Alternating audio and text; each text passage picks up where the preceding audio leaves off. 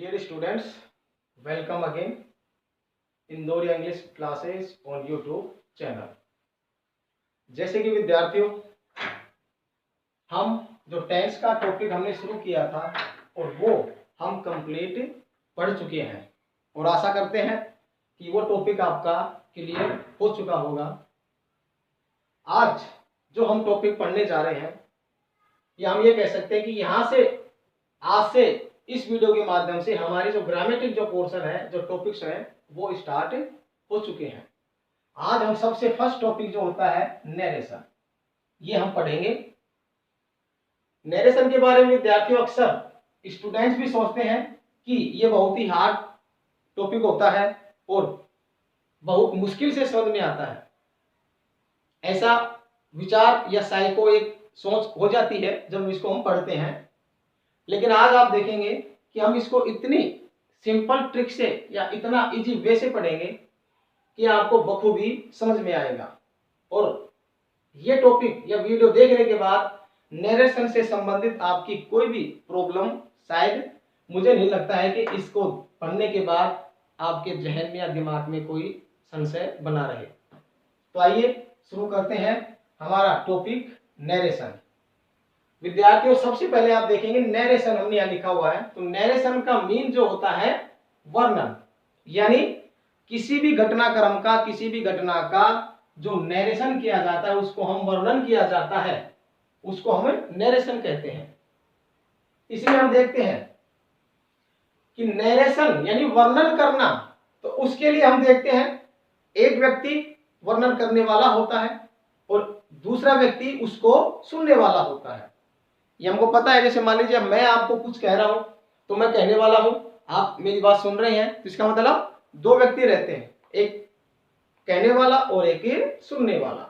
उसके बाद सुनने वाला फिर थर्ड पर्सन पे चला जाएगा, वो फोर्थ पे, ऐसे घटनाक्रम बढ़ता रहता है। तो हम यहां सबसे पहले देखेंगे कि जो नरेशन जो होता है हमारा, इसको टू पार्ट्स में डिवाइड किया गया है, यानी नरेशन को टू पार्ट में बांटा गया है। यहां सबसे जो फर्स्ट पार्ट होता है, यहां हम देखते हैं कि डायरेक्ट स्पीच। फर्स्ट पार्ट जो होता है नरेशन का, उसको कहते हैं हम डायरेक्ट स्पीच। डायरेक्ट से मतलब वैसे भी होता है सीधे सीधे, यानी जो बात बिल्कुल सीधे शब्दों में कह दी जाए। कहने वाला जो होता है वो अपनी बात को अपने शब्दों में कह देता है, उसको हम डायरेक्ट स्पीच कहते हैं। इसी का सेकंड जो पार्ट होता है उसको कहते हैं इनडायरेक्ट स्पीच, यानी एक सीधे सीधे कह देना, एक घुमा फिरा के कहना। तो ये हो गए इसके टू पार्ट्स। नरेशन के टू पार्ट होते हैं, डायरेक्ट और इनडायरेक्ट। अब यहां हम देखते हैं कि जो डायरेक्ट जो स्पीच होता है वो किसको कहते हैं और इनडायरेक्ट स्पीच किसको कहते हैं। तो इसमें हम देखेंगे कि यहां जो डायरेक्ट स्पीच जो होता है और यहां जो कहने वाला होता है, उसको हम कहते हैं सेडर। यानी कहने वाला, जो भी कोई व्यक्ति अपनी बात को अपने शब्दों में कह रहा है, यानी उसी के शब्दों से वो अपनी बात को एक्सप्लेन करता है, उसको हम कहते हैं सेडर। तो इस सेडर का मतलब होता है डायरेक्ट स्पीच। इनडायरेक्ट स्पीच में आप देखेंगे लिसनर। लिसनर का मतलब सुनने वाला। यहां इसको हम कह सकते हैं सेडर मीन कहने वाला, लिसनर का मतलब सुनने वाला। यानी कहने वाले ने अपनी बात अपने शब्दों में कही तो डायरेक्ट स्पीच हो गया, और सुनने वाले ने उसी बात को किसी और को अपने शब्दों में कहे, वो होता है इनडायरेक्ट स्पीच। कहने का मतलब कि किसी ने कुछ बात कही, जैसे फॉर एग्जांपल हम यहां देखते हैं कि राम एक व्यक्ति है। हम मानते हैं कि राम कहता है आई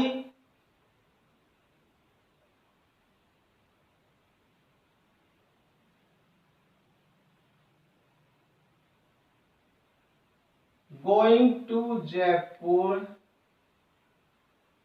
टुमारो। जैसे मान लीजिए राम जो है वो कह रहा है कि मैं कल जयपुर जा रहा हूं, या इसको हम ऐसे भी हिंदी में भी लिख सकते हैं कि भी मैं कल जयपुर जा रहा हूं। तो राम तो कहने वाला है। अब राम डायरेक्ट स्पीच, या कहने का मतलब सेडर, उसने कहा। अब इधर हम देखेंगे कि यहां जो है मोहन, कहने का मतलब कि राम कहने वाला है और उसने किससे कही बात अपनी, मोहन से। यानी राम ने मोहन से कहा कि मैं कल जयपुर जा रहा हूं। क्लियर है। अब यहां हम देखेंगे सुनने वाला कौन है, मोहन है, कि राम की बात को मोहन ने सुना। अब यहां हम आगे बढ़ते हैं, तो जो मोहन है श्याम, राम सेडर टू मोहन, यानी राम ने मोहन से कहा। तो ये तो डायरेक्ट स्पीच हो गया कि भाई मोहन मैं कल जयपुर जा रहा हूं। क्लियर है। अब जो मोहन है इसने राम की बात को सुना और इसने श्याम से कहा, यानी सुनने वाले ने कहने वाले की बात को सुन तो लिया, लेकिन अब उसको जब वो आगे पास कर रहा है, यानी कह रहा है उसको उसी की बात को, तो उस बात को वो अपने शब्दों में कह रहा है। तो ये क्या कहेगा श्याम से कि भैया श्याम, जो राम है ना उसने मुझसे कहा कि he is going to Jaipur tomorrow, यानी या ही के स्थान पे वो यहां पे चाहेगा तो उस व्यक्ति का नाम कह सकता है। क्लियर है, समझे। राम सेडर है, राम ने मोहन से कहा, क्लियर है, कि मैं कल जयपुर जा रहा हूं। तो सुनने वाला कौन था, फर्स्ट में मोहन है, तो मोहन ने राम की बात को सुन लिया। अब मोहन ने उसी बात को पास आउट किया अपने शब्दों में, श्याम को उसने बताया कि श्याम को वो कह रहा है, मोहन ने श्याम को कहा कि राम भाई, राम है ना वो मुझसे कहता है कि वह कल जयपुर जा रहा है। तो डिफरेंस आप देखेंगे कहां पर है, यहां ही जो क्या है सब्जेक्ट है, यहां आई जो है ये सब्जेक्ट है, यानी यहां पर कार्य करने वाला आई था और यहां पर ही है।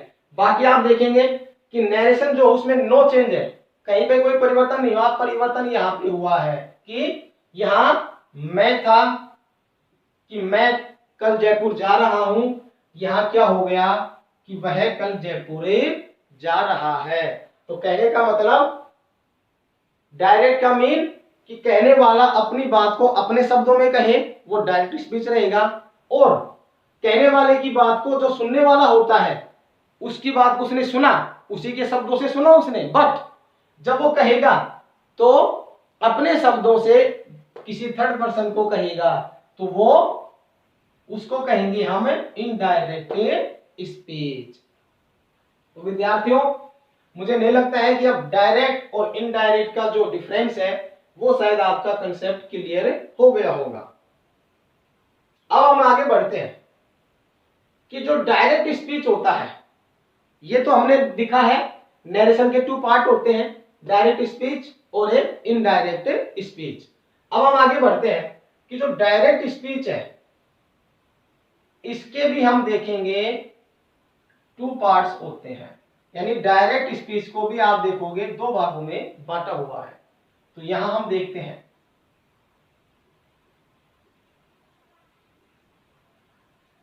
एक जो इसका पार्ट होता है रिपोर्टिंग वर्क, और एक इसका जो पार्ट होता है उसको कहा जाता है रिपोर्टेड स्पीच। इसको हम शॉर्ट में RS भी कहते हैं और इसको हम RV यानी रिपोर्टिंग वर्क या रिपोर्टेड स्पीच। तो ये हमने जो लिखा है ये किसके पार्ट है, डायरेक्ट स्पीच के। तो यहां हमने डायरेक्ट स्पीच के 2 पार्ट्स कर लिए। तो यहां हम देखेंगे कि जो फर्स्ट पार्ट होता है उसको हम रिपोर्टिंग वर्ब कहते हैं, और जो सेकंड पार्ट होता है उसको हम रिपोर्टेड स्पीच कहते हैं। या इसको हम ऐसा भी कह सकते हैं कि जो रिपोर्टिंग जो वर्ब होता है ये आप देखेंगे इनवर्ट कोमा, ये कोमा के अंदर होता है, और जो रिपोर्टेड स्पीच होता है ये इन्वर्टेड कोमाज के अंदर बंद होता है। तो इसको हम ये भी कह सकते हैं कि जो रिपोर्ट कोमाज के अंदर होता है, बाहर कोमा के जो बाहर का भाग होता है उसको हम रिपोर्टिंग वर्ब कहते हैं, और जो इन्वर्टेड कोमा के जो अंदर का पार्ट होता है, जो भाग होता है, उसको हम रिपोर्टेड स्पीच कहते हैं। ये इसकी हमने शॉर्ट फॉर्म लिखा है RVRS। अभी आप देखिए, क्योंकि हम प्रत्येक वीडियो हमने देखा टेंस में हमने पढ़े थे, तो शायद उसका बिल्कुल कंसेप्ट, बेसिक कंसेप्ट जो होता है, बिल्कुल माइनर जो क्लू होता है उसके द्वारा हमने समझा था। आज भी हम वही कर रहे हैं। आज जो टॉपिक है कि डायरेक्ट से इनडायरेक्ट स्पीच कैसे बनाते हैं, वो अभी शायद हो सकता है नेक्स्ट वीडियो में हम उसको समझ पाए, बट आज हम केवल इसका जो बेसिक कंसेप्ट है कि मेन इसकी एक्सप्लेनेशन क्या होता है, इसकी आइडेंटिटी क्या होती है, उसको समझ रहे हैं केवल आज हम। तो आप यहां देखेंगे आरवी, इसको हम ऐसा भी कह सकते हैं कि जो बाहर का भाग होता है उसको हम रिपोर्टिंग वर्ब कहते हैं, और जो अंदर का भाग होता है उसको हम रिपोर्टेड स्पीच कहते हैं। तो ये मैंने शॉर्ट फॉर्म लिखा है RVRS। जब हम आगे बढ़ेंगे, तो जब हम आगे बढ़ते हैं तो आप देखेंगे कि इन्हीं के माध्यम से हम इनको चेंज करना सीखेंगे। तो आपको ध्यान रखना होगा कि RV किसे कहते हैं और RS किसे कहते हैं। अब स्टूडेंट्स हम इसके आगे बढ़ते हैं कि जो RV होता है,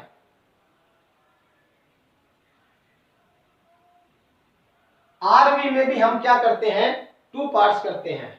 फर्स्ट पार्ट यहां जो होता है उसको हम सब्जेक्ट मानते हैं, और जो सेकंड पार्ट पे जो होता है उसको हम ऑब्जेक्ट कहते हैं। तो यहां देखेंगे बिल्कुल इजी वे में, एक आसान तरीके से मैं आपको बिल्कुल क्लियर कर रहा हूं कि नरेशन क्या होता है, उससे कितने पार्ट होते हैं। शायद मुझे नहीं लगता है कि इस वीडियो को देखने के बाद आपका नरेशन से संबंधित कोई संशय बरकरार रहे।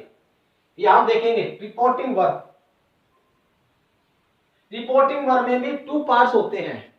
हमने 2 पार्ट्स बनाने हैं समझने के लिए। तो हम देखेंगे कि एक यहां जो सबसे फर्स्ट पार्ट होता है उसमें सब्जेक्ट होता है, और यहां सेकंड पे ऑब्जेक्ट होता है। ऑब्जेक्ट और सब्जेक्ट ये हम फर्स्ट वीडियो में हमने पढ़ चुका है कि सब्जेक्ट यानी कार्य करने वाला, ऑब्जेक्ट कर्म, तो ये हम पहले पढ़ चुके हैं। ऑब्जेक्ट क्या होते हैं ये भी मैंने पहले के वीडियो में आपको डिफाइन कर रखा है। सब्जेक्ट क्या क्या होते हैं ये भी हमने पहले बताया हुआ है। क्लियर है? अब विद्यार्थियों, अब आप देखेंगे कि नरेशन के 2 पार्ट ये मैंने आपको एक्सप्लेन कर दिया है। डायरेक्ट स्पीच के 2 part, reported speech, reporting verb, इसके 2 पार्ट। अब हम देखते हैं, क्वेश्चन ये होता है कि डायरेक्ट स्पीच क्या होता है और इनडायरेक्ट स्पीच किसे कहते हैं। तो अब इसको भी हम देखें, जैसे एग्जांपल, जैसे इसी का हमने लिखा था, तो Ram said to me I am going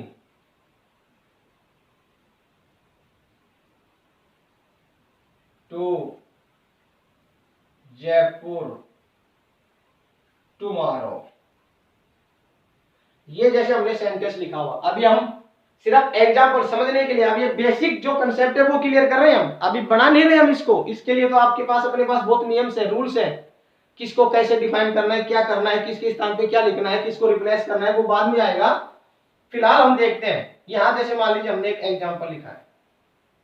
clear है? अब जैसे इसको जितना भी हमने यहां डिफाइन किया है वो सारा इसमें है। एक बार इसके माध्यम से हम पढ़ते हैं। ये जो पार्ट आप देखेंगे इसको आप कहेंगे, अब वैसे तो जो पूरा सेंटेंस है देखिए, ये क्लियर है? मैंने एक सेंटेंस यहां लिखा है फॉर एग्जांपल। इसको आप पूरे सेंटेंस को, कंप्लीट सेंटेंस को हम कहते हैं डायरेक्ट स्पीच। यानी यहां से लेके यहां तक जो सेंटेंस है वो डायरेक्ट स्पीच है। इनडायरेक्ट स्पीच अभी नहीं आया है, उसको हम बाद में देखेंगे। ये फिलहाल क्या है, direct speech. Ram said to me I am going to Jaipur tomorrow. तो ये पूरा जो सेंटेंस हमने लिखा है ना, ये किसका है, डायरेक्ट स्पीच का है ये फिलहाल। अब आप देखेंगे कि डायरेक्ट स्पीच को हमने टू पार्ट्स में बांटा है, reporting verb, reported speech. Clear है।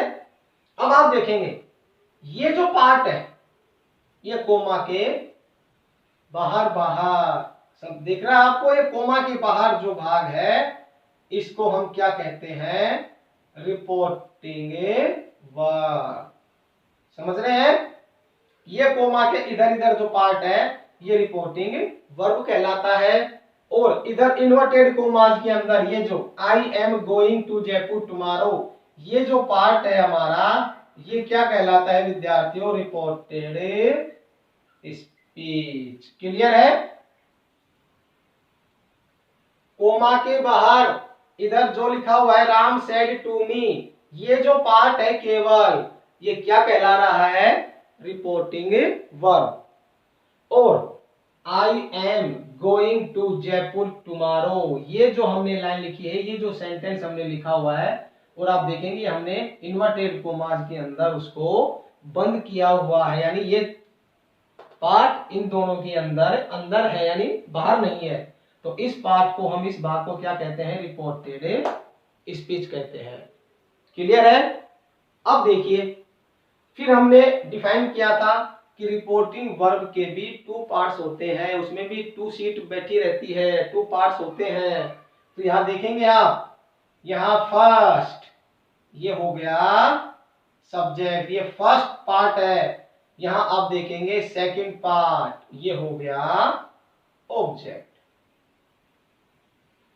ये जो हमने डिफाइन किया वो संपूर्ण कंप्लीट आप देखेंगे एक सेंटेंस के अंदर हमने इन चीजों को कंप्लीट किया है कि ये क्या क्या होता है। अब आप शायद, मुझे नहीं लगता है कि अभी भी आपको संशय होगा। क्लियर है। अब आप यहां देखेंगे, इतना यहां तक हमने लिखा था, ये मैंने एक सेंटेंस लिखा है। एक बार फिर से मैं आपको रिवाइज कर देता हूं। राम सेड टू मी, जो कोमा के बाहर का भाग है वो रिपोर्टिंग वर्ब कहलाता है। इन्वर्टेड कोमास के अंदर हमने जो लिखा वो रिपोर्टेड स्पीच होता है। और ये यहाँ कंप्लीट सेंटेंस को अगर हम देखेंगे तो ये डायरेक्ट स्पीच कहलाता है। और यहाँ राम जो लिखा हुआ है ये फर्स्ट सीट है, ये सब्जेक्ट होता है। ये सेकंड मी लिखा हुआ है, ये ऑब्जेक्ट होता है। तो विद्यार्थियों, अब आप इसका स्क्रीनशॉट ले लीजिए, क्योंकि अभी सिर्फ हमने नरेशन क्या होता है, कितने पार्ट होते हैं या कितने भागों में बटा हुआ होता है, कौन सा भाग क्या कहलाता है, डायरेक्ट स्पीच किसको कहते हैं, इनडायरेक्ट स्पीच किसको कहते हैं, सब्जेक्ट क्या होता है, ऑब्जेक्ट क्या होता है, रिपोर्टिंग वर्ब क्या होती है, रिपोर्टेड स्पीच क्या है। तो मुझे नहीं लगता है कि अभी भी आपको कोई संशय होगा। तो अभी आप इसका स्क्रीनशॉट ले लीजिए। इसके बाद हम देखते हैं कि नरेशन वर्णन करना और डायरेक्ट स्पीच से इनडायरेक्ट स्पीच बनाना या डायरेक्ट से इनडायरेक्ट में चेंज करना, ये मेन होता है। क्योंकि ये हमारा डायरेक्ट स्पीच था, इसको हम जब चेंज करते हैं तो उसको कहते हैं इनडायरेक्ट स्पीच। तो वो उसके लिए रूल एंड रेगुलेशन होते हैं। तो अभी फिलहाल आप इसका एक स्क्रीनशॉट ले लीजिए, उसके बाद हम उसको पढ़ते हैं।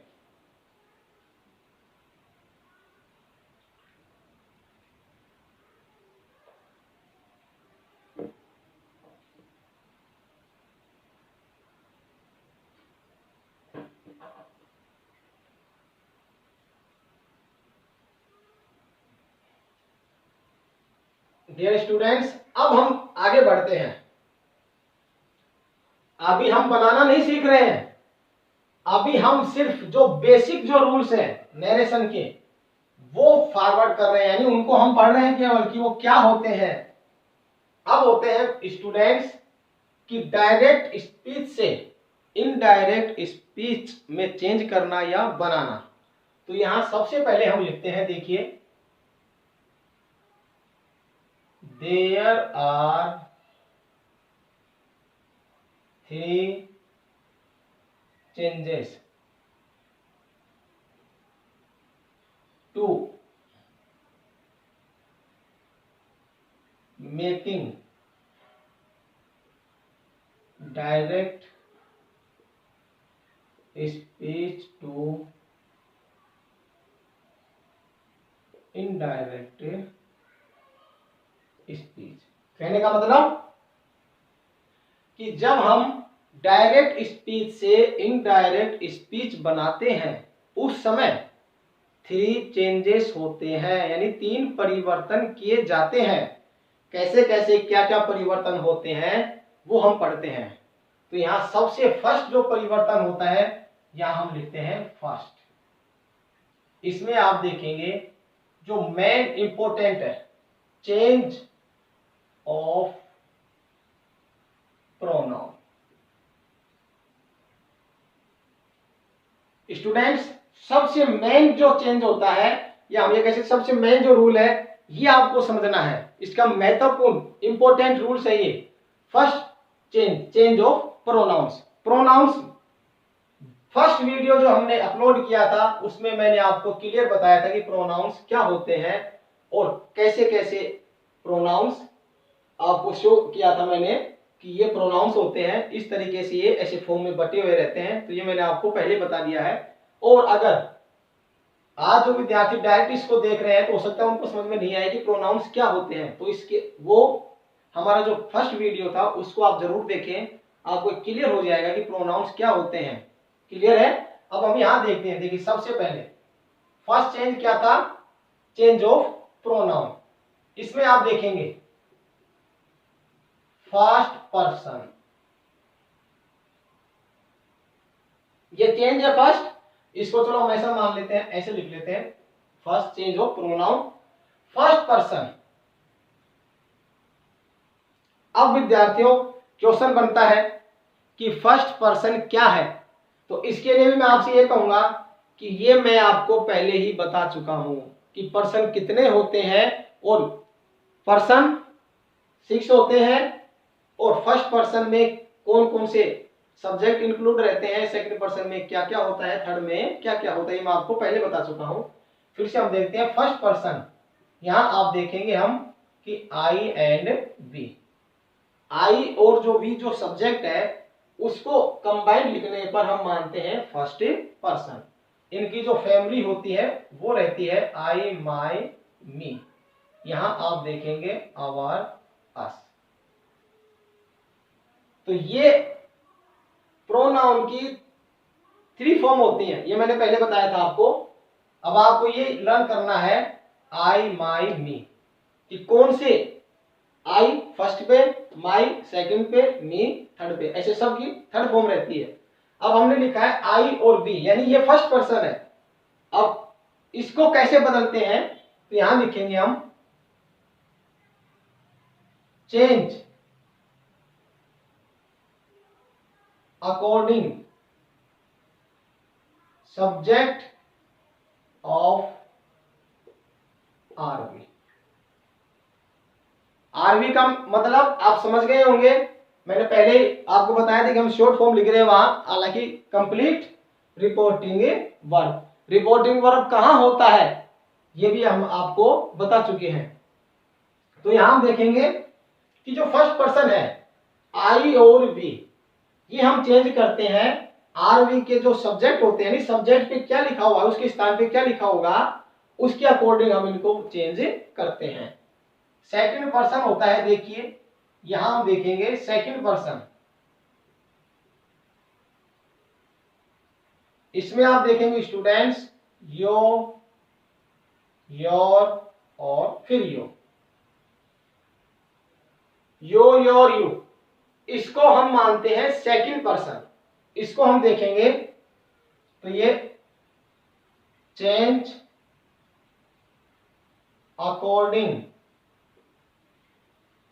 Object of RV. सेकंड जो पर्सन है यू, योर, यू, ये जब हम इसको इनडायरेक्ट स्पीच में चेंज करते हैं, बदलते हैं, तो आप देखेंगे कि ये आरवी का जो ऑब्जेक्ट होगा उसके अकॉर्डिंग आपको इन्हें चेंज करना है। क्लियर है? इसके आगे हम देखते हैं थर्ड पर्सन।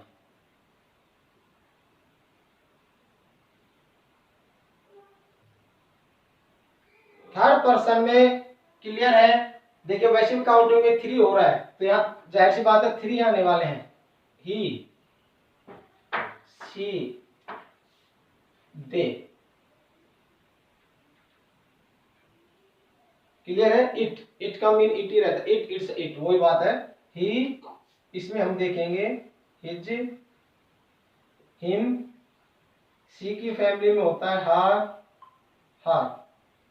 यहां हम देखेंगे दे, देयर, देम। यहां चाहो तो आप ऐसे भी हम कर सकते हैं, एक इट, इट्स, इट, ऐसे होता है। बाकी इसमें नेम होता है, कोई क्लियर नहीं रहेगा डाउट आपका। यहां आप देखेंगे थर्ड पर्सन, यहां हम लिख रहे हैं नो चेंज, यानी थर्ड पर्सन जो होंगे वो नो चेंज रहेंगे, ये ध्यान रखना। First person change according subject of RV, यानी आरवी का जो सब्जेक्ट रहता है ना उसके अकॉर्डिंग चेंज करेंगे। सेकंड पर्सन को आरवी के ऑब्जेक्ट के अनुसार। थर्ड पर्सन है नो चेंज, यानी ये जैसे हैं वैसे के वैसे रहेंगे, इनमें हमें कोई चेंजेस नहीं करना है। वैसे अमूमन सबको आपको पता रहता है, फिर भी इसकी एक शॉर्ट फॉर्म होती है, वो हम यहाँ में लिख देता हूं। जैसे तीनों का इतना हमने विस्तारित रूप से लिखा है, यहां आप चाहे तो ऐसे लिख सकते हैं SON 1 2 3, यानी first person change according subject, second person change according object, third person no change. तो मुझे नहीं लगता है कि इसमें आपको कोई संशय रहेगा। क्लियर है। यहां हमने फर्स्ट में लिखा है कि डायरेक्ट से इनडायरेक्ट बनाते समय 3 परिवर्तन किए जाते हैं।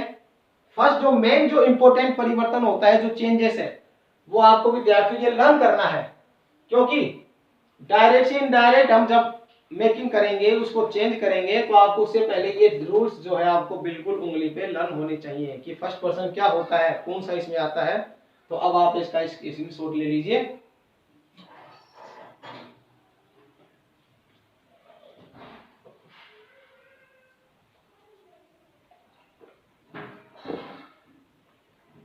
इसके आगे हम देखते हैं सेकंड चेंज।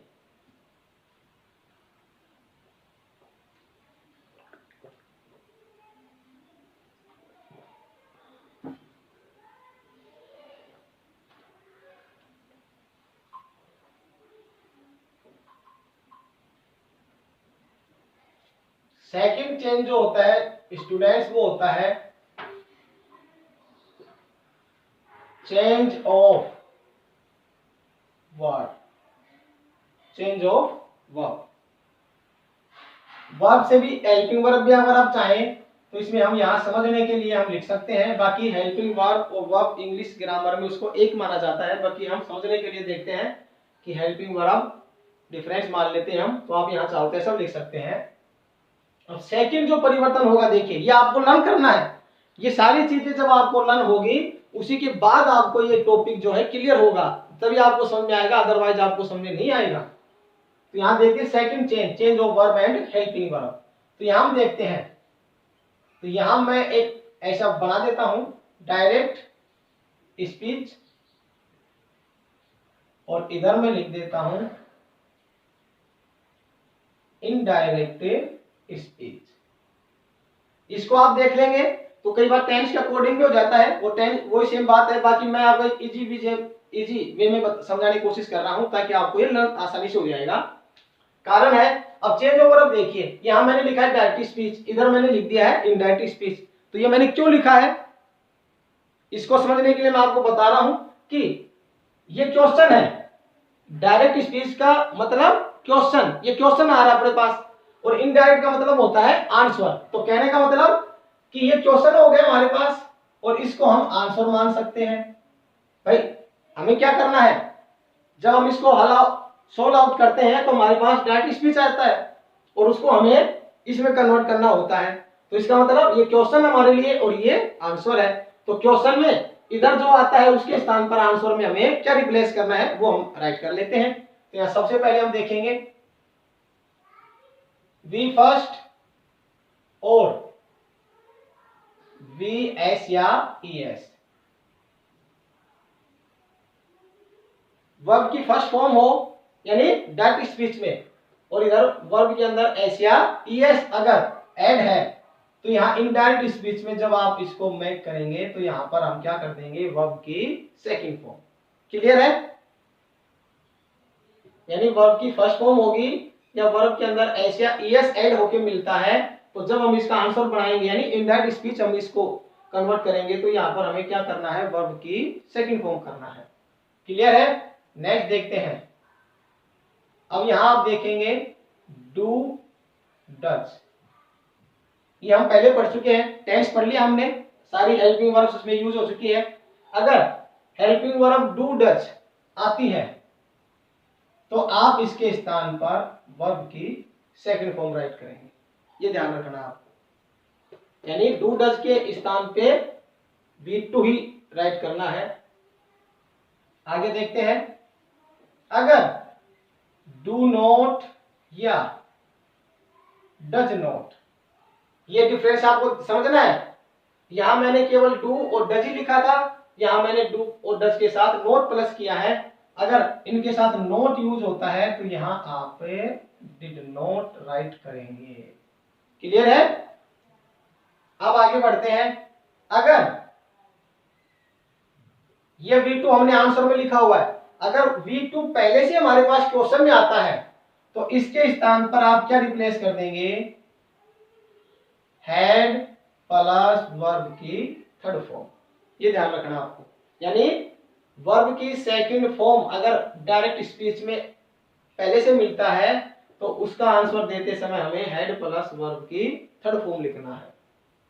अब देखेंगे डिड, हेल्पिंग वर्ब, उधर हमने आंसर में डू डज के स्थान पे डिड नॉट लिखा था, यहां अगर डिड आ जाता है तो आप देखेंगे कि इधर भी आप क्या कर दोगे, हैड प्लस वर्ब की थर्ड फॉर्म, ये हमें राइट करना है। क्लियर है? आगे देखते हैं हैज एंड हैव। अगर हेल्पिंग वर्ब हैज और हैव क्वेश्चन में आती है तो इसके स्थान पर भी आप क्या करोगे, हैड प्लस वर्ब की थर्ड फॉर्म। क्लियर है?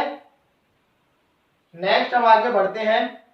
अगर helping verb is, am, are ये हमारे पास आता है तो इसके स्थान पर हम क्या कर देते हैं, वॉज या वर।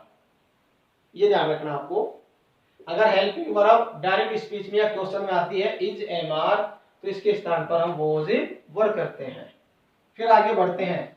अगर क्वेश्चन में ही वॉज वर अगर ये आ जाता है तो आप देखेंगे यहां हैड बीन, तो यहां पर हम हैड बीन में उसको चेंज करके लिखते हैं। क्लियर है? आगे बढ़ते हैं हम कैन। अगर कैन जो मॉडल भी है हेल्पिंग वर्ब के रूप में माना जाता है, अगर ये आता है तो आप यहां लिखोगे कुड। अगर यहां में राइट होता है तो यहां आप लिखोगे माइट। और अगर